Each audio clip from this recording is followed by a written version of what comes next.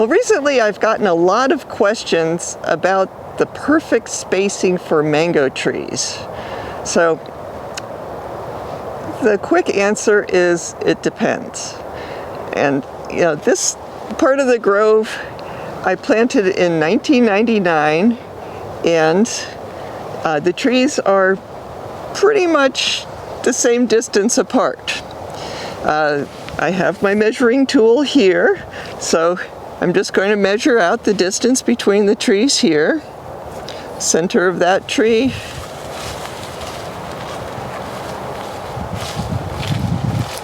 To the center of that tree. 20 feet exactly. And then the distance across the row here.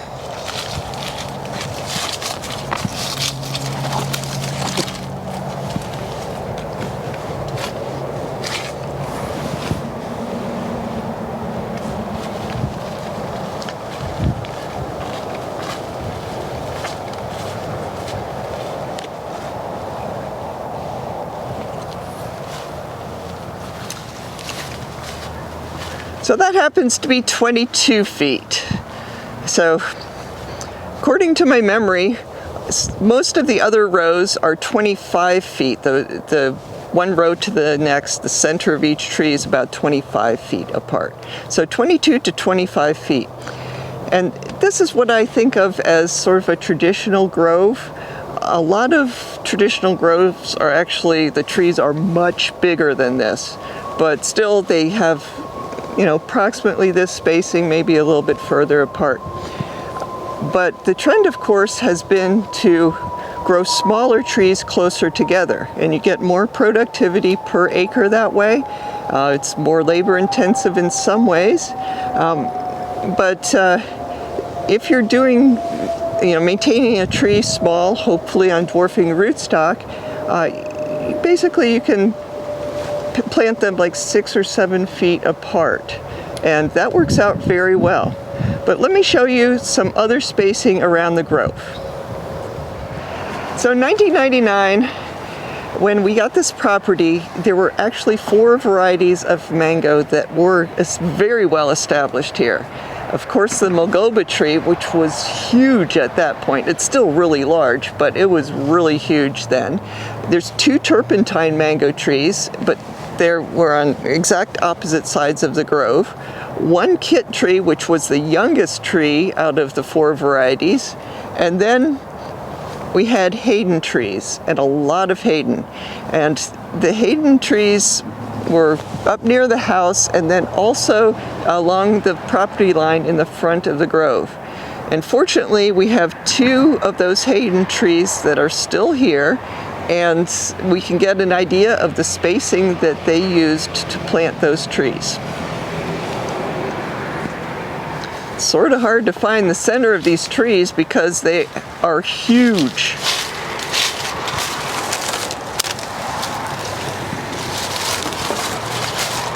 I'm guessing about here is the spacing, so I'll get out to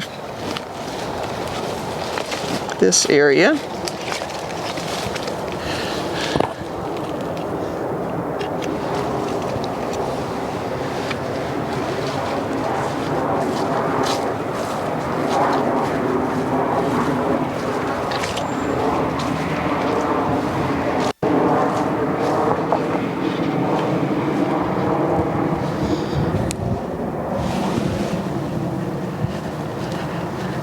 So the answer is 37 feet apart. Now these trees, as I mentioned, used to be really, really tall. You could see them from a mile away. And so they have very, very large bases of the tree. And the other Haydens that continued on to the corner of the property actually died in a freeze. The first and the most northern one died very quickly. Then it took a few years for the other 2 to die. So we have a big difference between what we did in the grove versus the Hayden trees up here. So let's check out something else. So this area of the grove has a different story. Basically, we had some big mango trees, they were Hayden, that I mostly top worked to other varieties, but they're still big. And I wanted to take advantage of some of this other space to plant more trees. So most of these trees were seedling trees that I put in the ground, and after they survived, I grafted onto them. So I was just putting them in places where I could dig a hole because, not running into a major root situation, and also where I felt like they could get some sunshine. So just do a couple of quick measurements here. These two plants are about 6.5 feet apart. And then we have a space here because this branch used to be bigger. I didn't want to plant something in the shade of that branch. And so this one and the last one, actually 12.5 feet. So basically you can conclude that these are fairly random as far as spacing goes.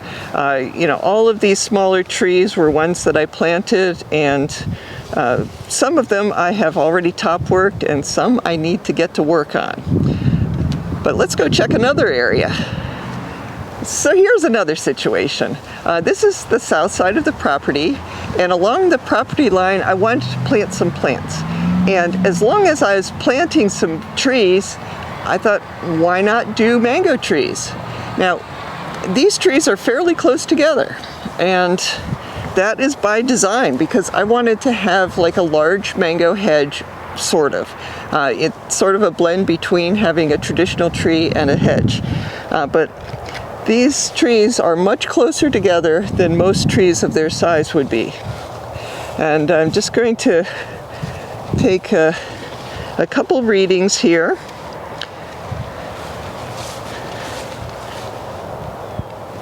That's 6 feet and 4 inches.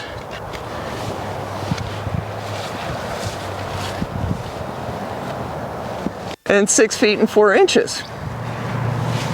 So basically, these trees are much closer together than anybody would plant them in a normal yard. But it's different from the other parts of the grove because I wanted a hedge here, and basically I have a tall hedge. The downside, of course, is your productivity per tree is much less than like the other trees in the grove that have sun and air circulation on all sides of the tree. The plus is that you actually get fruit from a hedge.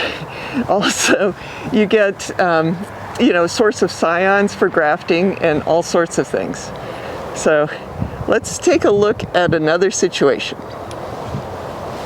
This is a very old turpentine tree. The tallest thing is a turpentine tree. But underneath is like what it does in nature. And that is drop a lot of fruit that actually the seeds of which come up and they become pretty established seedlings. So we have a lot of trees in here that we didn't plant. In fact, none of them. Never planted a tree underneath this tree. Hundreds of seedlings. But what I've done with some of those seedlings is that I've grafted known varieties onto them. So this is really not ideal for spacing with mango trees. It's, just amazingly densely populated under here.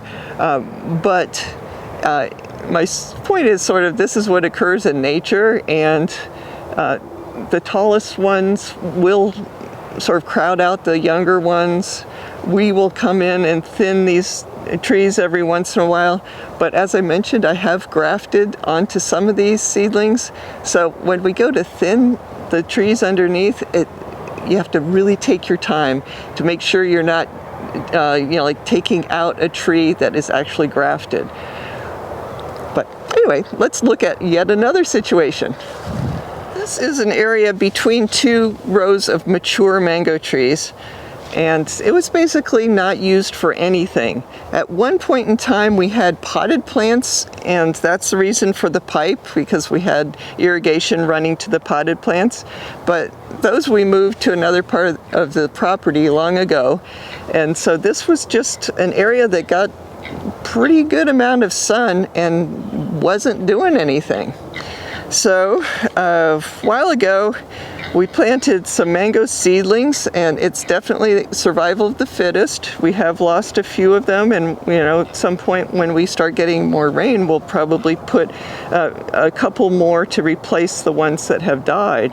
But my thought in this area was I can actually try to keep these trees very small, graft onto them after they get to be a couple feet tall, and then I'll have another source of production of some varieties of mango trees. So I'll just look at this, see what approximate distance is. Well, it varies quite a bit. This is 3 feet 8 inches. Obviously it lost something right in here, but that's okay.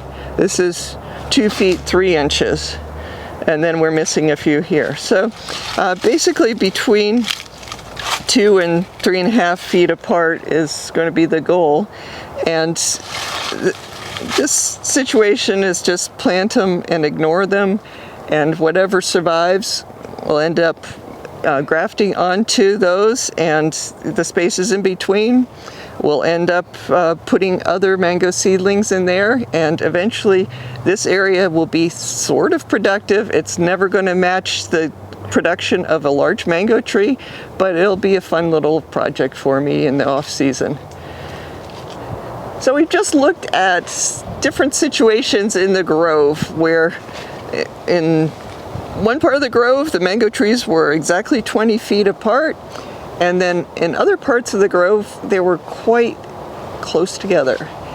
And basically when you think about spacing of your mango trees, you need to consider a few things. One is the amount of effort that you're going to put into trimming those trees. If you never want to trim your trees, you're not going to be growing them close together, or else you're not going to be getting much fruit from them if they are close together. But a really important thing to consider is the variety, because with, for instance, Valencia Pride, you're not going to be planting those very close together because they get very large. You could put them close together, but basically you would have a very vigorous tall hedge. And so that's sort of an extreme on the big side, but then the smallest variety is Julie, and Julie can be kept very small, and that works for a lot of situations, but you might want a more traditional looking tree, in which case perhaps you would like a variety that stays small but is not dwarf. So of course, when you're planting a mango tree, you want to plant a variety that you really love the taste of, which, almost every variety I really love the taste of. So at least for me, that's easy to decide that I want a lot of varieties. But not only that, is you have to decide if you're willing to put up with its growth habit. And a lot of people really like Valencia Pride and have to have that in their yard. It establishes quickly and makes a significant tree. But if you want to have a lot of trees in a small space, get dwarf or semi-dwarf varieties, or even small trees.